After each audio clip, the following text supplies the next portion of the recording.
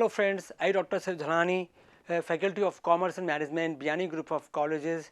Today I am going to deliver a lecture on the topic Problems in Rural Development. When we talk about the rural development, it is a very important concept regarding India's economy, India's development, India's progress.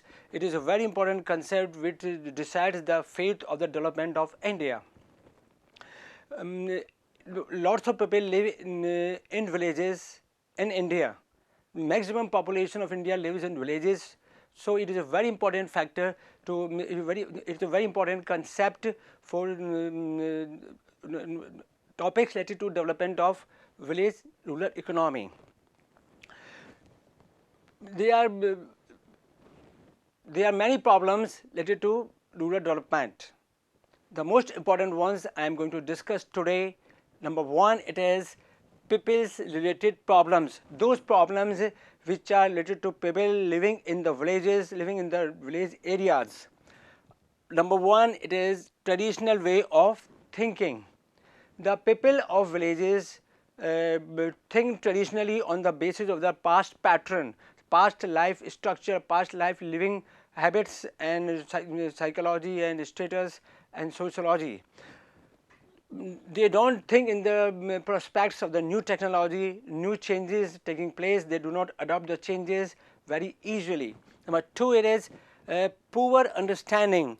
The village peoples are not so much educated. They are not they don't know about latest technologies, latest use of the equipments of the agriculture and other things. So they are not well educated, they are not well knowledgeable. So that in that case they are understanding power, their power to understand the different concepts related to development of the economy, their life aspects, they are not able to understand them.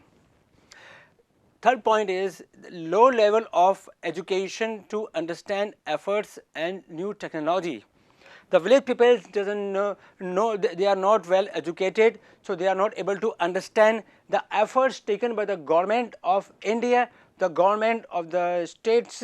They are doing a lot of they are launching a lot of programs and in India's economy to develop the economy of the villages, but they are not able to understand the programs details, the programs implications, effects and their causes and their actual scenario. So they are not able to use the latest technology that is can be used for better production of the village products, agriculture products and other things. Now next one is deprived psychology and scientific orientation.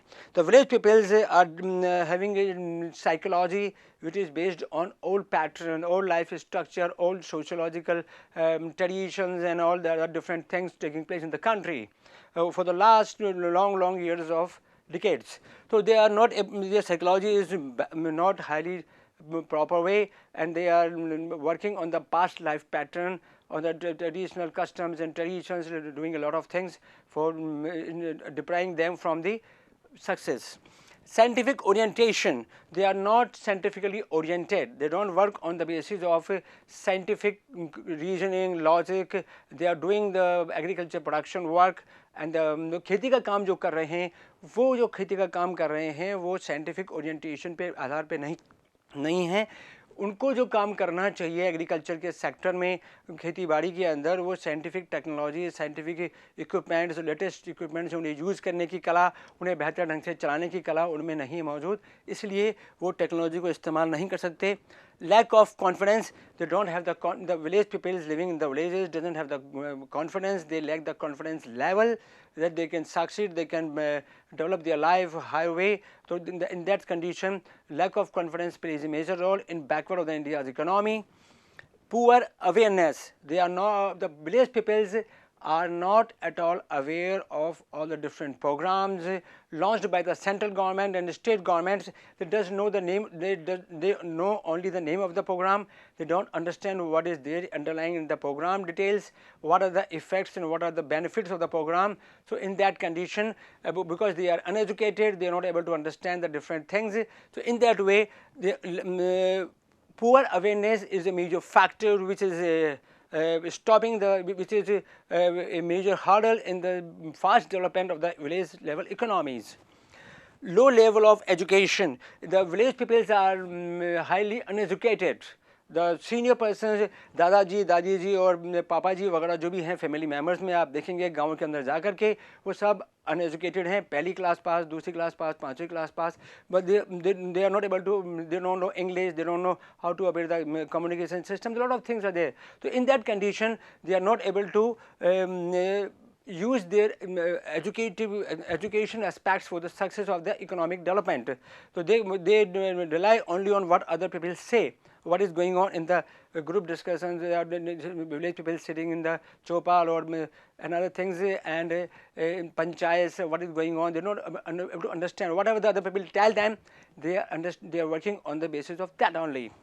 The next second problems, the major problem is agriculture related problems.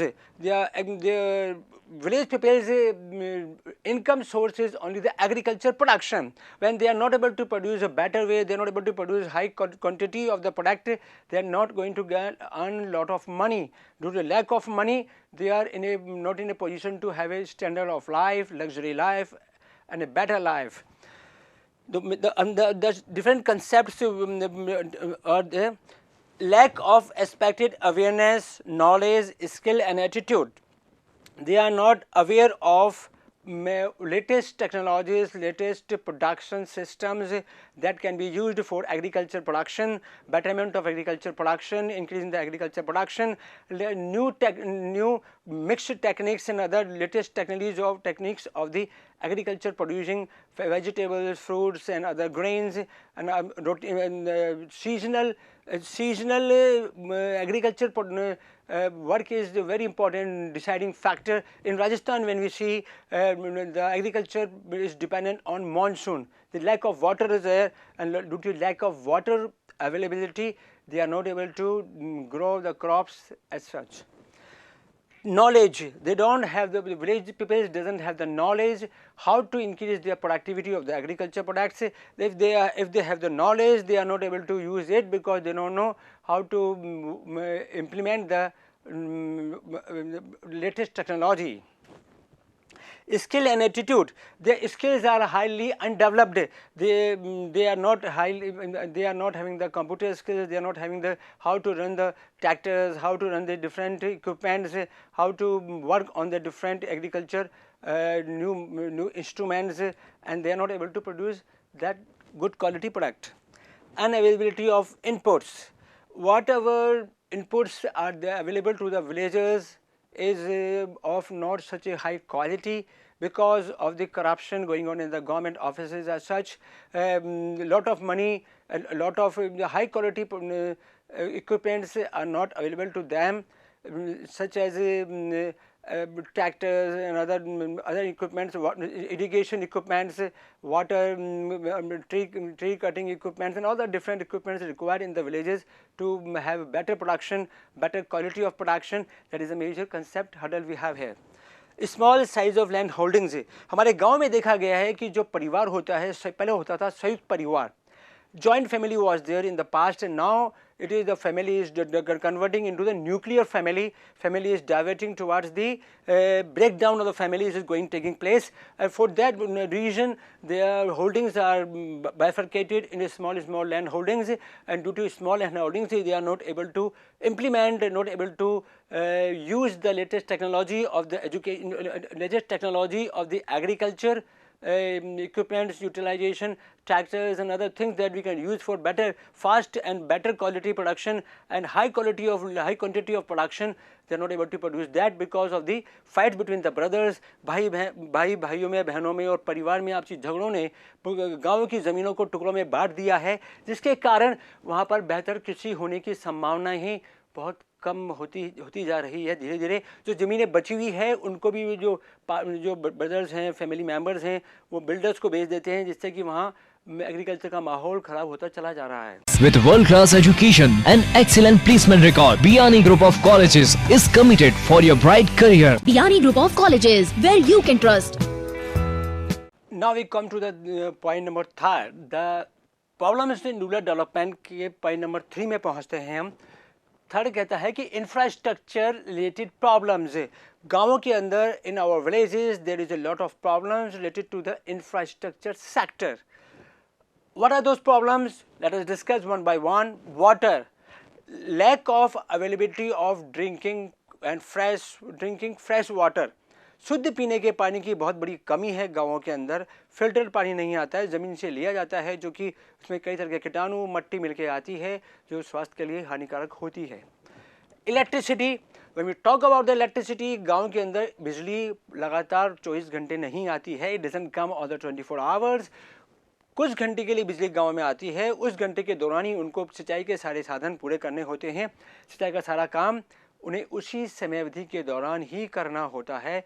तो it is a very important problem कि बिजली अगर नहीं आई, कुछ दिन अगर बिजली नहीं आती है तो सिंचाई में उन्हें बहुत प्रॉब्लम आती है और खेती बाड़ी के अंदर पेड़ पौधों के खराब होने की संभावनाएँ बहुत बढ़ जाती है. ट्रांसपोर्ट, जो प्रोडक्शन गांव वाले करते हैं, what are production they do in the villages of the agriculture products, they are not able to take them to the grain mandis. गांव की अनाज मंडियां है और सब्जी मंडियां है, वहां तक वो अपने अनाज के उगे हुए प्रोडक्ट्स को पहुंचाने में बहुत दिक्कतों का सामना करते हैं, क्योंकि ट्रांसपोर्ट फैसिलिटीज़ बहुत अच्छी नहीं है. जो रोड बने हुए हैं वो ऐसे बने हुए हैं कि बार बार टूटते हैं, बार बार खड्डे होते हैं. जो सामान लाने की व्यवस्थाएं हैं, कई जगह तो रोड ही नहीं है गांव के अंदर. जो रोड बनती है साल 6 महीने में रोड ही गायब हो जाती है, टूट जाती है. रॉ मटेरियल जो यूज़ किया जाता है रोड बनाने के लिए वो बेकार क्वालिटी का होता है, इतनी अच्छी क्वालिटी का नहीं होता है. प्लस ट्रांसपोर्ट के अंदर कोई भी व्यक्ति अपनी गाड़ियों को वहाँ ले जाना नहीं चाहता है. कोई सड़कें टूटी वूटी होने के कारण वहाँ की जो गाड़ियाँ लेके जाती है, माल लाती है, उनमें टूटने की और ख़राब होने की संभावनाएं बढ़ जाती है. Then we talk about the educational institutions. गाँवों के अंदर एजुकेशनल इंस्टीट्यूशंस बहुत कम हैं. इसी कारण से गाँव के सारे लोग गाँव से निकल करके शहर में आते हैं ताकि उन्हें एजुकेशन, बेहतर एजुकेशन प्राप्त हो सके. कोई यूनिवर्सिटी गांव में बहुत कम होती है और कॉलेजेस भी बहुत कम होते हैं. तो आप देखेंगे कि पूरे जयपुर के अंदर, पूरे शहरों के अंदर, हिंदुस्तान के, राजस्थान के सभी शहरों के अंदर मेजर कंसंट्रेशन सिटीज़ में होती है एजुकेशन से जुड़ी हुई. That is the greatest problem. Then the communication gap is there because towers जो होते हैं कम्युनिकेशन नेटवर्क के, वो वहाँ पर गांव में हर जगह नहीं होते हैं. इस कारण से for that purpose they are not able to connect to the telecommunication connection is very difficulty. Sometimes the tower catches, कभी कभी कैच कर पाते हैं, कभी नहीं कर पाते हैं. उसके माध्यम से हम इंटरनेट फैसिलिटी भी गाँव में नहीं पहुँचा पाते हैं. गाँव में जो गवर्नमेंट के सारे काम जो बिजली के माध्यम से होते हैं, इंटरनेट कनेक्टिविटी के माध्यम से होते हैं, उसके अंदर बहुत बड़ी प्रॉब्लम आ जाती है कि इंटरनेट कनेक्टिविटी नहीं होने के कारण गांव वालों के कई काम अटक जाते हैं. हेल्थ, कोई भी डॉक्टर जो है, हमारे जितने भी डॉक्टर्स हैं वो कभी गांव में जाके काम करना पसंद नहीं करते हैं. Do not like to go to the villages and work over there because they are not able to earn lot of money over there. और वहाँ पे फैसिलिटीज़ बहुत इतनी डेवलप नहीं हो पाती जितनी शहर में होती है.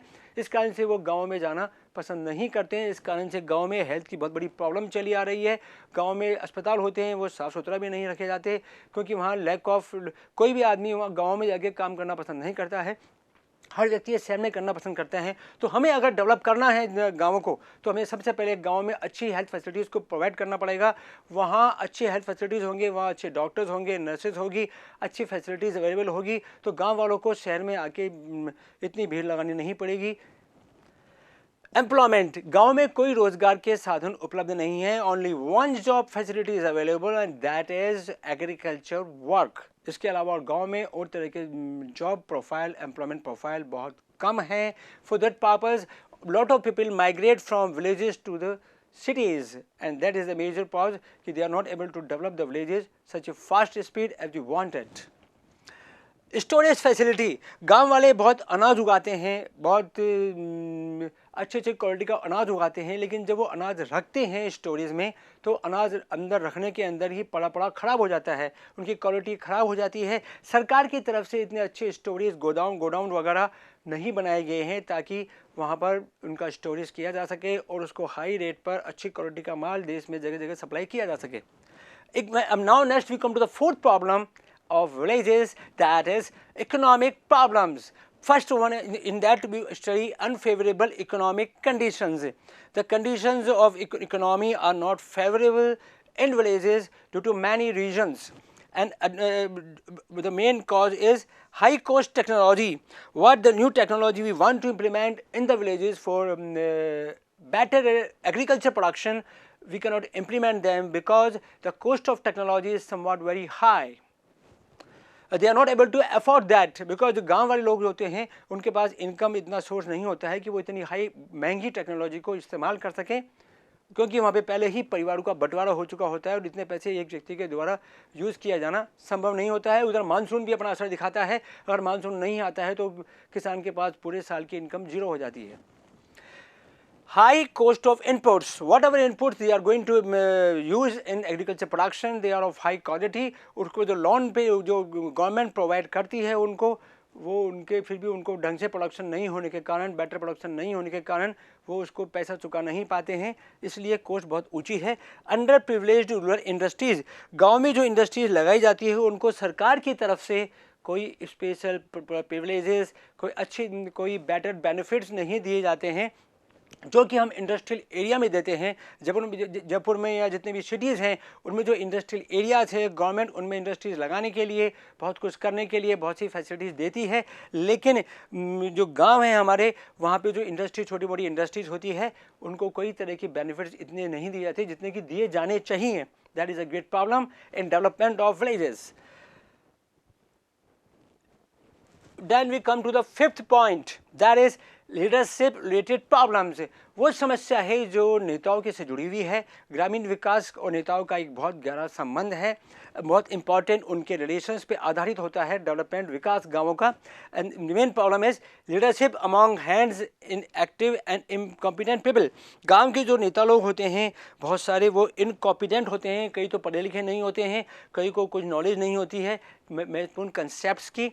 इस कारण से हम जो हैं, हमारे जो नेता लोग हैं, उनकी गलती के कारण हमारा देश जो है एग्रीकल्चर सेक्टर में और गांवों के विकास करने में इतनी आसानी से कामयाब नहीं हो सका है। इनकॉम्पिटेंट पीपल, बहुत से लोग तो ऐसे हैं जो कॉम्पिटेंट ही नहीं हैं, उन्हें कुछ नॉलेज ही नहीं है एग्रीकल्चर के सेक्टर में, बस नेता बन जाते हैं और उन्हें सीट भी मिल जाती है, उन्हें पावर भी मिल जाता है, लेकिन they are not able to do such a hard work to develop the village economy at a faster speed.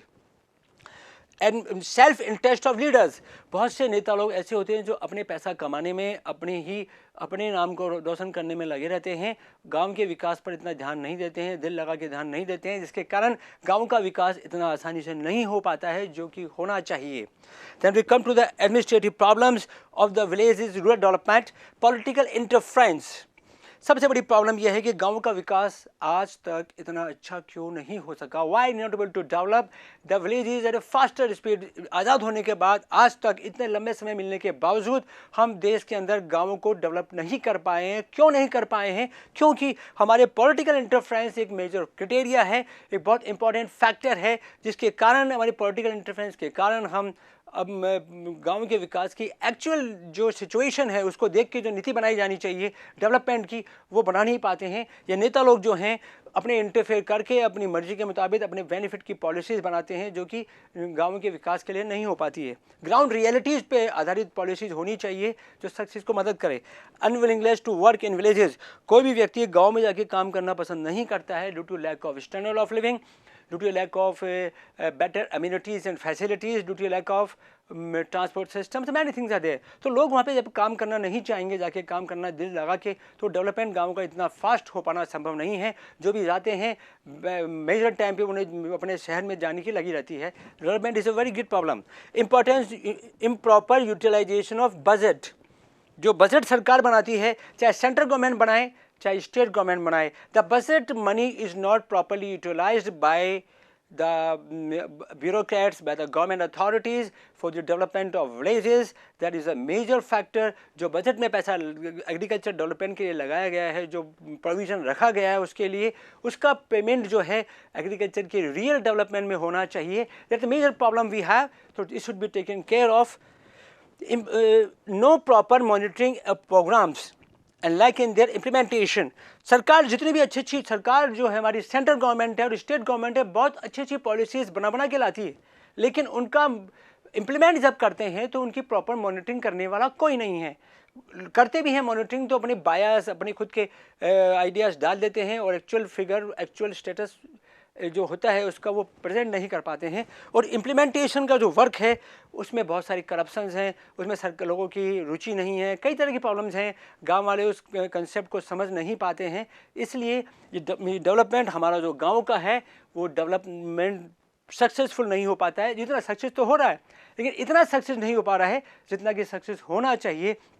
अगर हम गांव का डेवलप करना चाहते हैं तो हमें इन प्रॉब्लम्स को ध्यान में रखते हुए अच्छी पॉलिसीज़ बनानी चाहिए। जो रुकावटें हैं, जो समस्या है गांव के विकास में, we should frame such policies so that we can develop the village economy at a very faster speed, a better way for success of economy. अगर हमें देश की अर्थव्यवस्था को बेहतर बनाना है, हमें अगर इकोनॉमिक सुपर पावर बनना है तो हमें गाँवों का विकास करना पड़ेगा। उसके बिना हमारे देश इतनी फास्ट स्पीड से इकोनॉमिक पावर नहीं बन सकता है। तो हमें गाँवों का विकास करने में हमें मदद करनी चाहिए और प्रॉपर इम्प्लीमेंटेशन करना चाहिए पॉलिसीज़ का, और प्रॉपर लोगों को अवेयरनेस भी करना चाहिए। Thank you and thank you very much for listening my lecture. For more information, kindly log on to www.gurukapia.com.